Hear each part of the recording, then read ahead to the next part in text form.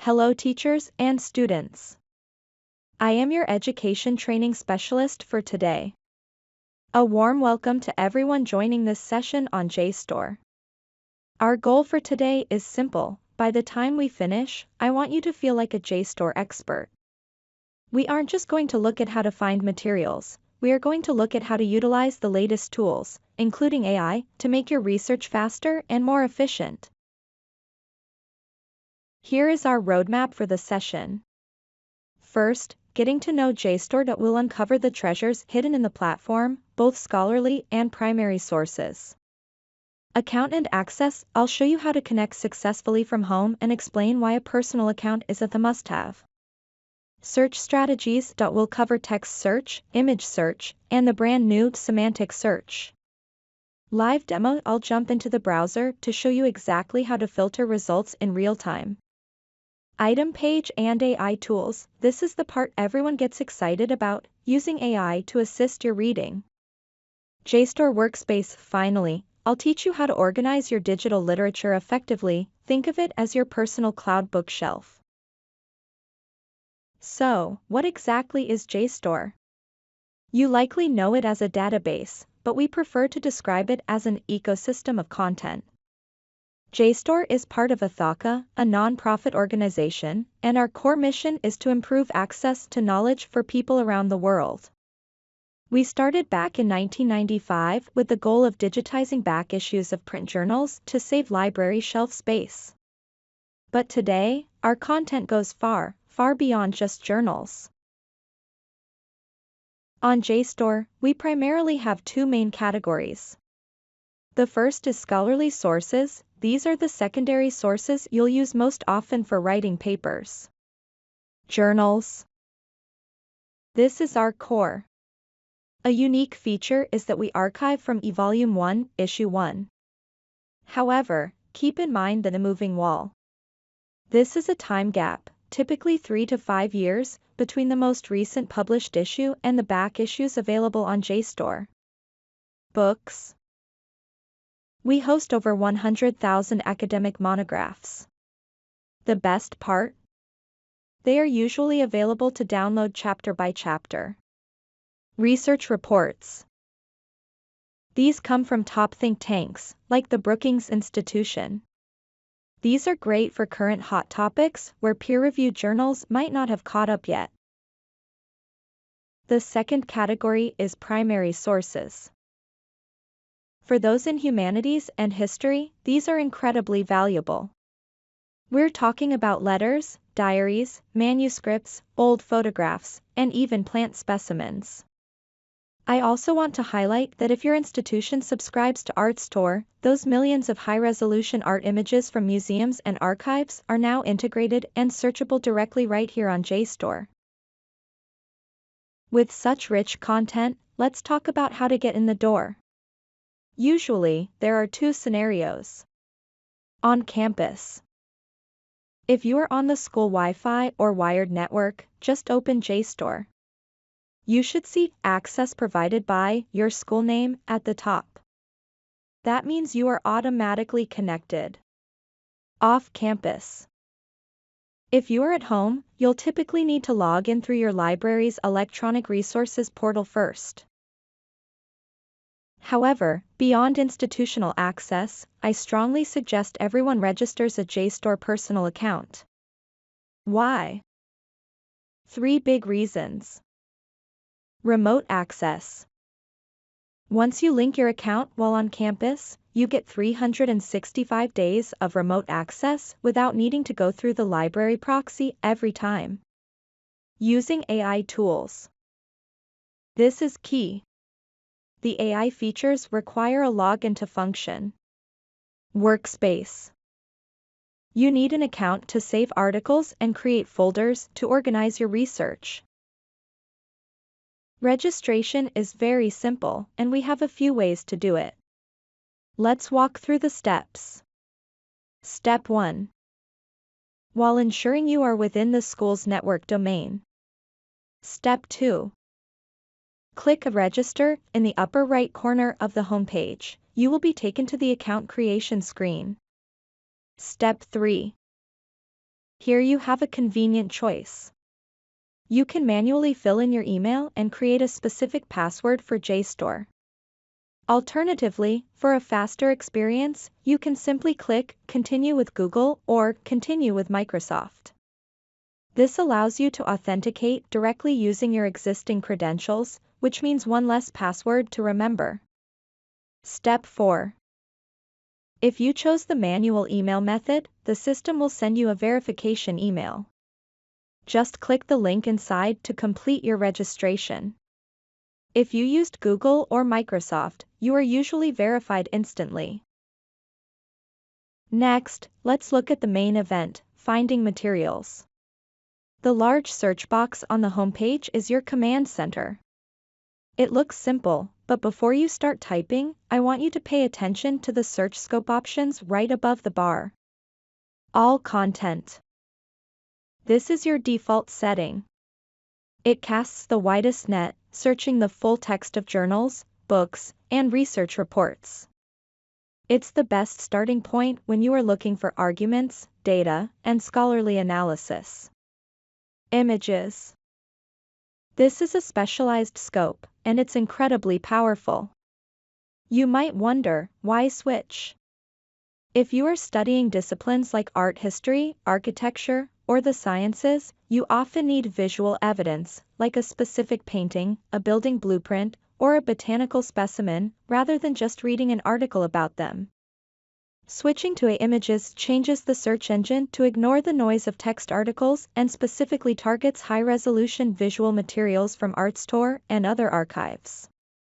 It's a shortcut to finding your primary visual sources immediately. To search like a pro, we support Boolean operators. And combines terms like climate change and economy. Or great for synonyms like color or color. Not excludes terms like virus not computer. Quotation marks. Use these for exact phrases like global warming. After searching, you might get thousands of results. Don't panic. Look at the sidebar on the left. You can narrow your scope by content type, publication date, or subject. But there is one specific feature in the sidebar I want to highlight, the Search Within Results box. Think of this as a drill-down tool. Let's say you started with a very broad search like a climate change and got 50,000 results. That's too many to read. Instead of starting a brand new search, you can type a specific keyword, like economics or policy, into this box. JSTOR will then look for that keyword only within your current list of results. It is the perfect way to refine a broad topic into something manageable without losing the filters you have already applied. I also want to highlight a feature fully launched in 2025, Semantic Search. Traditional search matches keywords, you type a word, it finds that word. Semantic search matches concepts. For example, if you search urban farming, semantic search is smart enough to find rooftop agriculture or city gardening, even if the word of farming isn't in the article. Look for the Semantic Results tab above your list. Okay, I am going to open JSTOR. I will check my banner to confirm that I am linked to my institution, and then I will check to see that I am logged into my personal JSTOR account.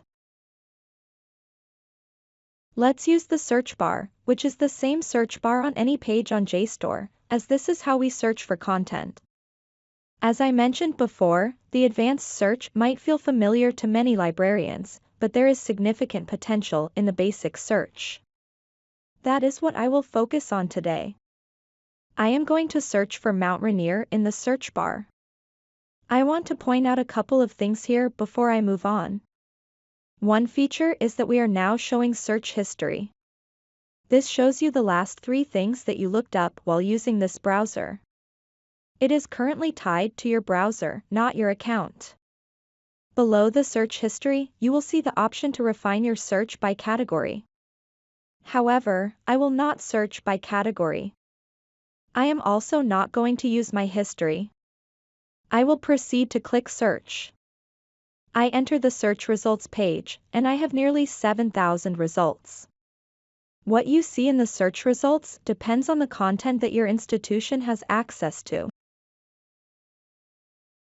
The results screen will show the type of item, the title, and the author, and then the source of the chapter or the article. You can also see previews or selected phrases from the text and the abstract that highlight the relevant search terms. On the right of every search item result, you will see buttons to quickly cite, download, or save each result. On the left, you will see a checkbox next to each article. You can use that to quickly cite or to save. The functionality allows you to select multiple items here. You can cite multiple articles from the search results page. Our standard pathway here is to narrow down your search using the Refine Results sidebar. Perhaps I am interested in what primary source materials are available for my topic. I will check the box in the sidebar for images. Then I get photos of Mount Rainier. This is the same as clicking the Images tab in the search bar. If I click the box again, I go back to all of my results. Another option here is to add a search term. Perhaps I am interested in Mount Rainier's volcanic activity. In the sidebar, under Search within Results, I will add the term volcano.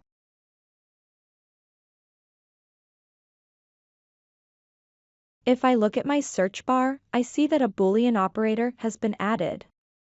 This is a teachable moment for students to show the operator in action. Now I can go back to my list, and I have a more condensed list of articles or items to go through.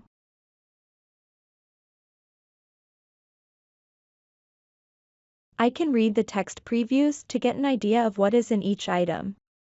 This will help me decide that it is time to return to the sidebar to keep limiting my search. Now, I will look for academic content, which is what I was talking about earlier.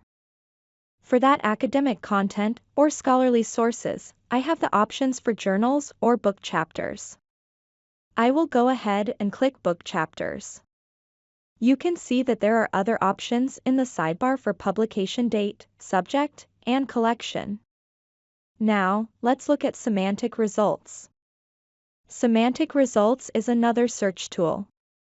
It might surface some articles that our standard keyword search does not. It is neither more correct nor less correct, it is simply a different method to find different kinds of content. A couple of things to note here: Semantic Results responds to what is in the search bar, the terms that are in the search bar. If you have used Search within Results, as we did with volcano, and it changed your search term, then that is what you will get in Semantic Results. However, it does not work with refining via the rest of the sidebar, such as checking primary source content. You will notice that Semantic Results is currently grayed out because a filter is applied. I have to remove the filter, and then I can click on Semantic Results. On the Semantic Results page, I still get text previews, as well as the download, save, and cite buttons. I can scroll down to see some of the different items that are listed here. In this case, we see the article about the latest eruptions from Mount Rainier volcano, which is the same article we are getting at the top here, but we can scroll down and see some different items that may be of interest. If I click back, I can click back and forth to see the different items coming in. In general, I get a different batch pushed up above the fold.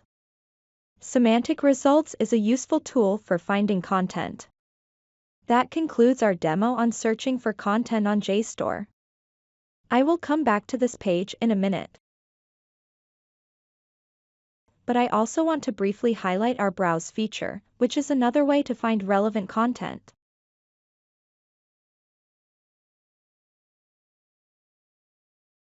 Using the Browse menu, which is at the top of the page underneath your account, you can browse by subject, title, publishers, collection, and images. I will open the collections in a new tab. This Browse Collections page shows image and primary source collections only. It is not totally comprehensive for all of JSTOR. You are not browsing journals or other scholarly content. You can also use this to search within collections. If I filter for something like magazine, I will get examples of current and historical magazines. This may be useful if I am working with classes to make publications or zines about Mount Rainier or volcanoes. A small note here is that the search is performed on the metadata of the collection, such as the description, not individual items. That is the Browse feature. I am going to switch back into my slides. When you click an article, you land on the item page. Key tools are at the top right. Cite. Click this to copy APA, MLA, or Chicago formats instantly, or export to EndNote. Save. We'll use this for the workspace later. Download PDF. Get the full text. And here is also a highlight, the AI Research tool. It's an interactive sidebar on the item page. Remember, you must be logged in to see it. Its goal is to help you speed read and understand complex texts. Crucially, it has protective mechanisms. This AI only reads the document right in front of you. It doesn't pull random info from the internet, which significantly reduces the risk of AI hallucinations or made-up facts. All right. We will jump back into the demo. We are back on our search results page, and I am going to find an article. My results are slightly different, so I am going to select my article. This is an article about Mount Rainier and volcanoes. If you spend a lot of time on JSTOR, you will notice that the AI Research tool rearranges the page a bit. I will turn off the tool to start, to show you the original page. This toggle is sticky, so if I turn it off, it will stay off for future articles that I open. Now I see the standard item sidebar first on the left, and then the article on the right. In my sidebar, I get about this issue and then I get the abstract and details. I will pause here. Notice that in the top metadata, I get a stable URL, but I also get a remote access URL in the dropdown under the abstract and details toggle. The remote access URL is useful because it captures your institution's remote information. If a user saves this URL instead of the stable URL, it will remember that they are affiliated with the JSTOR subscribing institution, and they can enter this article without having to log in again. The stable URL is useful for citations, but the remote access URL is useful for teachers sharing links with students or when you are making notes. If a DOI is available, it will be at the top next to the stable URL. I also receive some additional search matches, references, and related text. This related text gives suggestions of other JSTOR items based on usage patterns. I can easily download or save any of these here. I will come back to the Save button later. Now, let's switch things up by turning the Research tool back on. As a reminder, the toggle is in the top right corner. If you are not seeing the words AI Research tool at all, you should check whether you are logged into your personal account. You can also contact support.jstor.org if you are having any problems. Turning on the Research tool changes the page a little bit, but the sidebar we had before is still here. It is now placed after the item. If I scroll down, I get all those things that we just looked at. When you first open the item page with the Research tool, the tool will automatically start with an explanation of how your search term relates to the document. Our search term was Mount Rainier volcano, and it is providing information about Mount Rainier, its location, and its relationship to volcanic activity. That is the start of the Research tool. You can then learn more about the text as a whole by choosing one of the prompts provided by the research tool or by supplying your own. The first supplied prompt, Show Abstract, will display the abstract that is included with the article. If the text does not include an abstract, this button will instead say, What is this text about? And it will provide the text's key points and arguments. Show Related Content will suggest items in JSTOR that contain similarities in text. This is different from the Related Items tab in the document metadata, which we looked at earlier. The Sidebar tab suggests other texts based on usage patterns. This is a different way of looking at related items. My screen is currently zoomed in so that you can see it better. If you were at a normal zoom level, you would see all these buttons at once, but I will go ahead and click on the last one, Recommended Topics. Recommended topics are key concepts that are relevant to the text. This can help jumpstart additional research by helping you narrow down your topic or providing ideas for further exploration. I think of this as what other search terms are related to the article. If I click on any of these, it will start a new JSTOR search. You can also ask your own questions by typing into the chat box. You can try asking the tool about specific topics that might be related to your research. For example, if I want to know some different figures that come up in this research, I can ask who is mentioned. I do this to see which historical figures or what kind of sources come up. I see that Daniel Potts, who documented Yellowstone's hydrothermal features, is mentioned. This is interesting. I also see that this article is talking about volcanoes in national parks outside of just Mount Rainier. So, I might ask the tool, what other volcanoes are mentioned?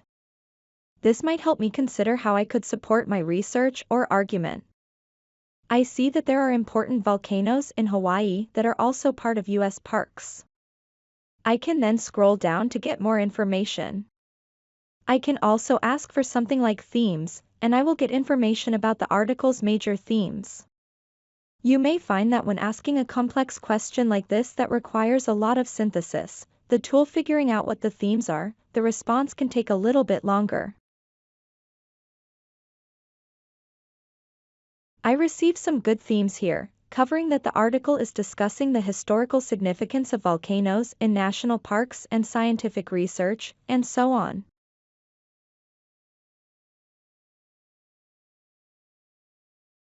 I could also ask something like central argument. I like asking for the central argument. It will give me a summary of the central premise. This serves as a starting point for my understanding of the article. In general, I think of all these features as a starting point for additional thought. They are helping me understand the article. You can also try asking something like, maybe I am interested in people who have climbed Mount Rainier. So, I can say tell me about Rainier climbers. Notice that I am phrasing my questions in different ways. In general, you can use natural language, and you do not need to word your request in the form of a question. The tool was able to figure out what I wanted both from themes and tell me about Rainier climbers. Let me point you to some of the features I was highlighting before. The numbers that appear are the tool citing its sources. I can hover over the number for a preview of the text that the answer comes from.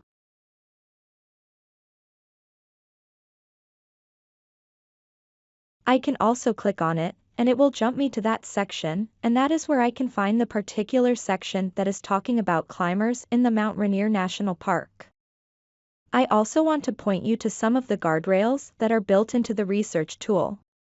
The tool will only provide answers based on the content of the item itself. If the article you are viewing does not provide the answer, the tool will not try to pull from the rest of JSTOR or from other websites. For example, if the text does not explicitly state it, the tool will not be able to confirm, is this text peer-reviewed? The tool will indicate that it might be peer-reviewed but that we would need to determine with certainty ourselves and links to a resource to do that. This is because there is no document metadata that answers this question, and the answer is complex. If I ask something else, like what is Mount Rainier's other name? Thinking about people who are working to rename the mountain Tacoma, the answer I get is that the article does not mention this. This is a helpful response. You can also get into a specific section of the item that you are interested in. If I want to know more about the climbers for Mount Rainier, I can find the section I am interested in and then highlight that section.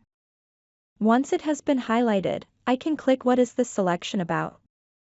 That is not a particularly long section, but I will still get a summary there. I can also choose Find Related Content. I can also copy this text. For Find Related Content, I need a search term to find related content or to search on JSTOR there. The tool can provide a summary of a selection as long as it is more than about a paragraph. Once you have finished evaluating an item with the research tool, you may want to keep a record of your interaction. You can download your conversation history by choosing the three-dot menu after the question box, and then choosing Download as PDF or as HTML. You can also cite the AI research tool, which will give you auto-generated citations for the tool itself.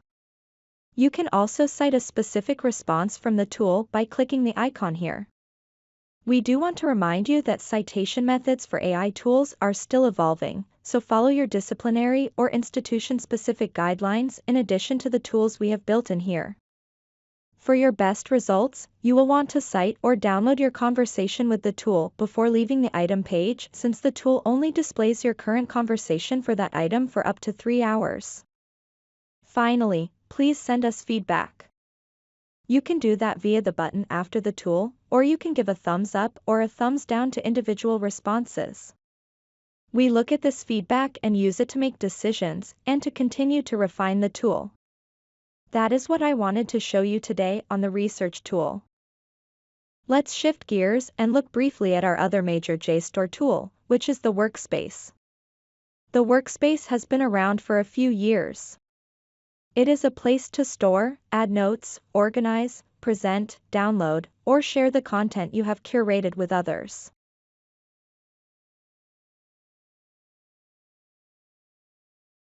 On the item page, I can save the item I am looking at using the Save button. When I click on the Save button, I can save into my main workspace, or I can save into an existing folder, or I can create a new folder. As we talked about earlier, you can also save from the search results page. Now I will click on the Workspace button, which is at the top of every page on JSTOR, and get into the Workspace area. I am now looking at my Workspace home, and you will see that I have items organized into a couple of dozen folders. There is a lot more you can do with Workspace, but this is just a quick look. Remember, the core functionality here is saving your research on JSTOR with the Workspace. So, let's quickly recap what we've covered.